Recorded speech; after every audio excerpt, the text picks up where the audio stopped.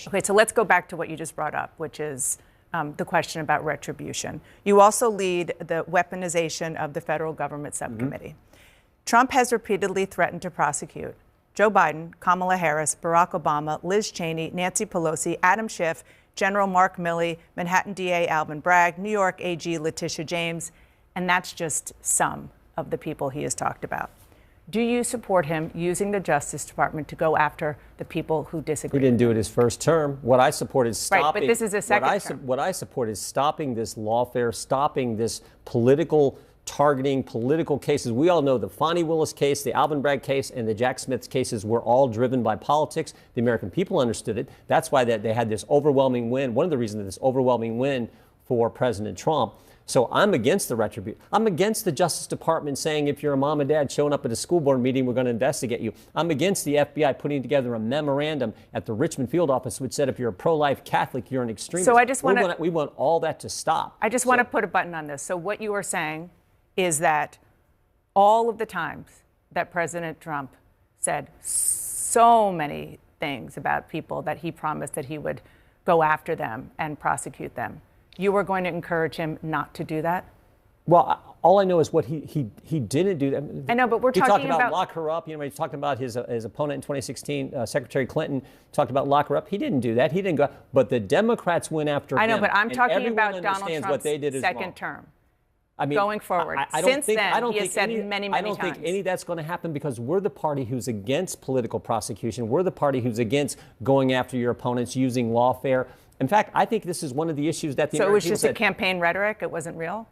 Well, I think he's pointing out what's going on. The retribution. Actually, Liz Cheney on January 6th went after President Trump, said things that weren't accurate, I think, in their report. The other individuals he's talked about have been part of this retribution going after President Trump. Never forget, it started clear back before he was in office. They spied on his campaign in 2016. I am not talking about... for 8 years, they've been going after President Trump. He won. He sure did. He won big. He won big. So my question, and what people want to know, is what he is going to do looking I think forward. He's going to do. Just for example, 2 days ago, he called for investigations into anyone spreading rumors. I think he's going to secure the border. I think he's going to get rid of this crazy inflation that's hurting middle class and working class families, hurting our economy. I think he's going to get back to common sense energy policy. I think he's going to focus on protecting the First Amendment. I mean, think about this. Did you ever think you would see Donald Trump, Elon Musk, RFK Jr., and Tulsi Gabbard on the same team? They were on the same team because of the attack on free speech, the attack on the First Amendment. He's going to focus on those things that the American people elected him to do. Okay. I mean, there are a lot of... I want to move on to immigration. There are a lot of things that you just said that I think aren't totally fact-based. So they say that they're for free speech, but there are a lot of things that we know are not happening. I want to ask about immigration. Came together. Well, all maybe. Because of the attacks on the First Amendment, on free. This is something our committee spent a bunch of time. We understand that there was censorship. We pointed that out. Let's turn to immigration. Top Trump advisor Stephen Miller says that mass deportations of undocumented immigrants will begin as soon as Donald Trump takes office.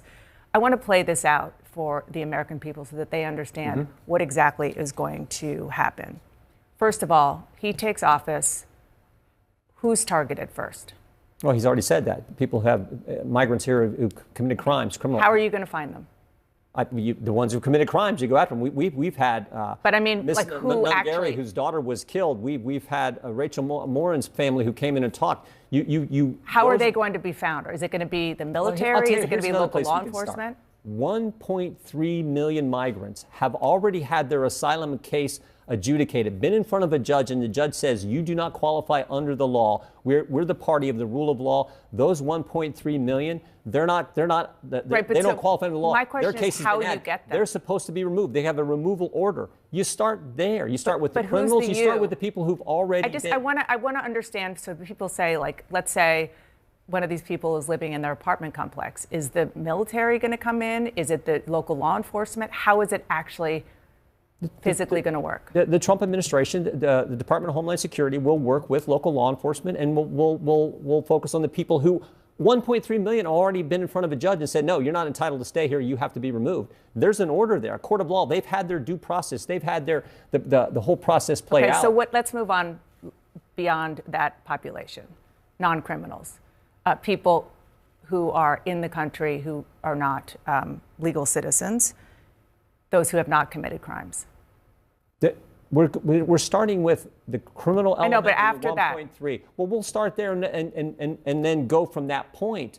But again, this was clear in the election. This was one of the top issues. President Trump had the greatest political comeback in history, won 30 states, won all 7 swing states, won the popular vote, won an electoral college landslide.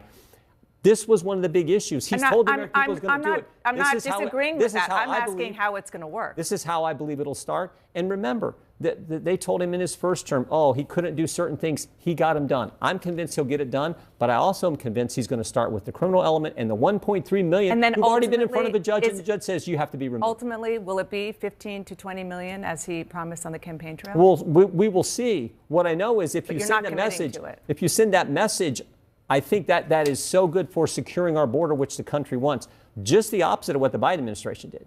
Biden and Harris administration came in on day one and said, no more building the wall, no more remain in Mexico, and when you get here, you will not be detained, you will be released, and 10 million came in. So the country rightly said, let's put a stop to that, and the place to begin is with the criminal element and the 1.3 million who've already been adjudicated. So the last question I want to ask about this are the dreamers.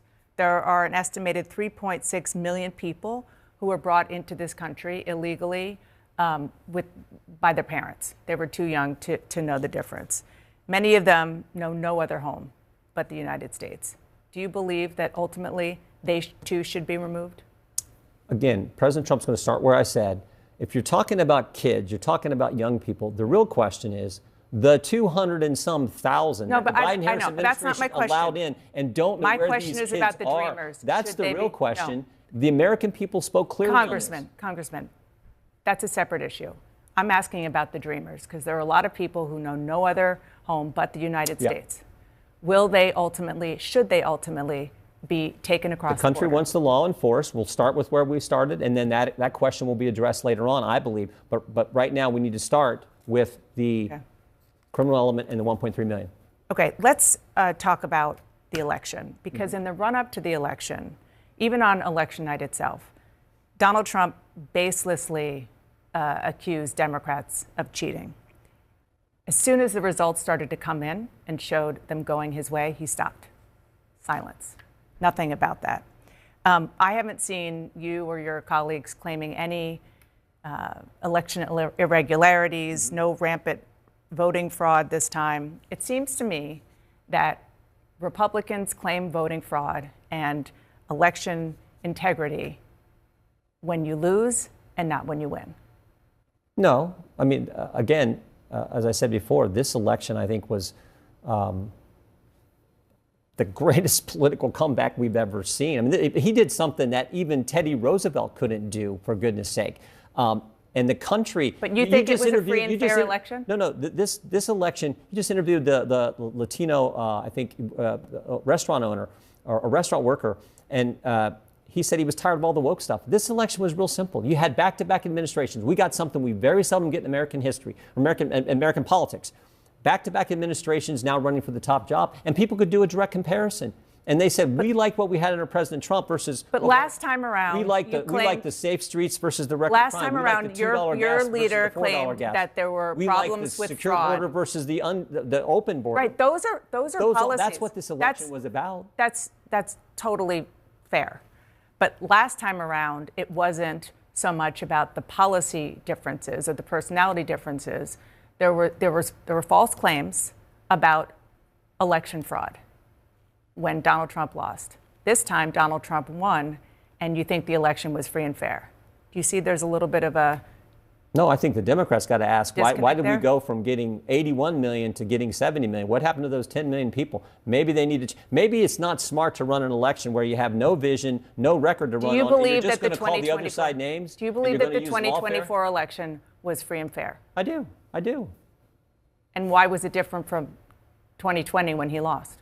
Is that the only difference? No, there were concerns about 2020 with all the mail-in voting that happened. You know, Pennsylvania had like 2-point-something million mail-in ballots come in without any signature verification, which was required under Pennsylvania statute. So there were all kinds of concerns with how the 2020 election was carried out.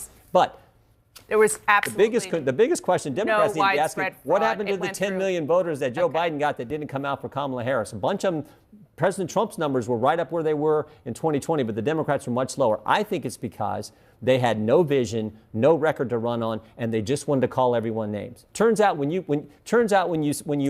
tell people, oh, you're fascist, racist, deplorable garbage, they don't like that. And then when you use lawfare to go after their candidate, they don't like that either. Well, that's why they came out. So on top of the economy, on top of the price of gas, on top of the inflation, that's why they voted for President Trump. We're out of time. I just want to say, for the record, that there was no evidence of widespread fraud in 2020. It went through many, many different court cases, and I do think, and I do think the name calling, that's what I was concerned about. The name calling was very strong on the Republican side of the aisle from the former president, and you know that. So, thank you for being here. Appreciate you going through all of this. You bet.